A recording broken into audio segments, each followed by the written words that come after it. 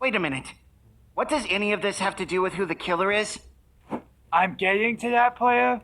Do you want to hear the whole story or not? Yeah, player. It was just starting to get good. Fine. Please continue. Ahem. So, anyways, eventually Cheddar was able to fall asleep in the alleyway. At the time, I was working as a sign spinner. You know, trying to pay my way through crewmate college. And I was barely able to make ends meet. And they forced you to wear that horrible clown costume? Nah, that was just for me. I freaking love clowns, and so does everybody else. Clowns are radical. Well, that's patently untrue. So there I was, out there spinning my sign, doing other tricks. Really just slaying in general. Because that's sort of my mantra, you know? And that's when these punk kids came through and changed my life forever. Hey, guy kick here! Somebody stop them! Please, please, I need that sign back. Ow! But why? Ouch! Ouchie! Ow! Why me? What could you possibly gain from this experience? Ow!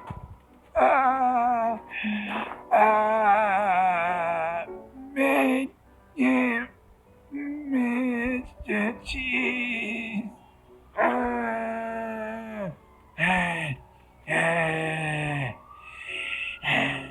Oh my god, Mr. Cheese, get to the point! But you can't just skip right ahead to the end, okay? Each side is but a single thread in the rich tapestry that is my life story. Yeah, player. How do you expect the climax to have a gratifying conclusion if you don't set up the proper tension in the first and second acts? It's like you've never even heard of Freytag's pyramid before. Freytag's what? Ah, you've never heard of 19th century German playwright Gustav Freytag's paradigm of dramatic structure outlining the 7 key steps in successful storytelling? No? What an idiot! Oh gosh. Will you two shut up already? I may not know anything about German playwrights, but I do know that if we don't figure out who the imposter is, all 3 of us are going to die. Fine, now skip ahead then. I still don't understand it to this day, but after I passed out in the alleyway from all that blunt force trauma, Cheddar was somehow able to transport and check me into the local hospital, Crewmate Regional Medical Center. Why bother with the full name of the hospital? Is that important to the story somehow, or...? Shut up! Sorry. How you feeling, Mr. Cheese? Oh, I'm great, Doc. With Cheddar here by my side, I feel like $1,000,000. Cheddar, huh? Looks more like a soft Gruyere to me. Fine, Cheddar it is. So, Doc, when do you think I'll be able to get out of here? Let's see. Well, unfortunately, it looks like you're what we call in the biz a total goner. What? Yeah, your insides are seriously jacked up. I'm surprised you're even alive right now. You got all sorts of problems. No, so is it terminal? I wouldn't say that. Oh, thank God.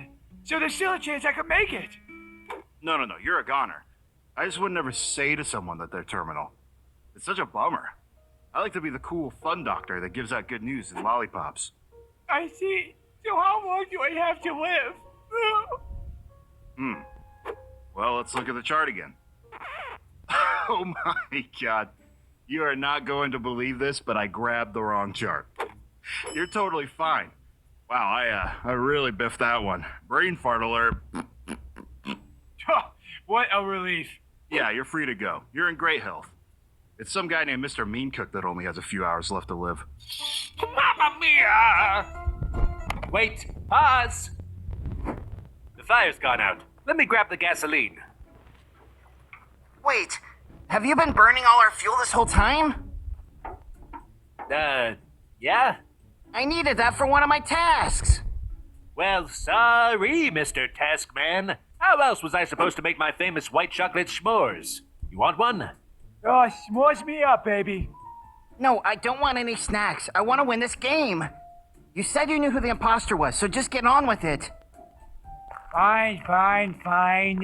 So So here's how the story ends. After Cheddar helped save my life, we became inseparable. He joined me in crewmate college, and we had all sorts of wacky adventures. He helped me cheat on my TAS 101 test, and together we threw the sickest parties on the entire freaking campus. Plus, Cheddar was always the best wingman in the world. One time, he even helped our pathetic basketball team go all the way to the championship. It was a real-life airbud situation. But he didn't just point the ball into the hoop like a dork. Cheddar was straight up dunking on fools, baby. After college, though, Cheddar decided it was best to set out on his own, forging his own path and whatnot. I miss him every day. I tried to get Toto to replace him, but he ended up turning into an evil zombie dog and bit me pretty freaking hard. I don't know. It just wasn't the same between me and him after that. Eventually, I became a regular crewmate on our voyages to Meyer HQ, the Scout, and of course, here on Polis. And we just sort of lost touch. I guess that's what happens when you get older. The friends you thought you could never live without just sort of fade away from memory. You have to call him Mr. Cheese. I know you miss him, and I'm sure Cheddar misses you too. I mean, maybe, but what would I even say? I know what you could say. What's that, Blair? You could say who the imposter is. Literally nothing you've talked about during this entire story has had anything to do with what's happening in the game. But it has, Blair. You see, I didn't tell you that little story to reveal the imposter. No. I did it to waste time for my sabotage cooldown. What? No. Yes, Blair. My grand scheme will finally be realized.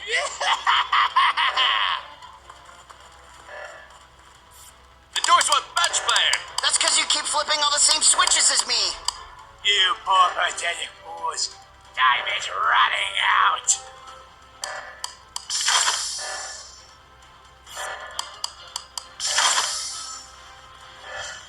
I'll take this one, Blair. You activate the sensor on the other side. Got it.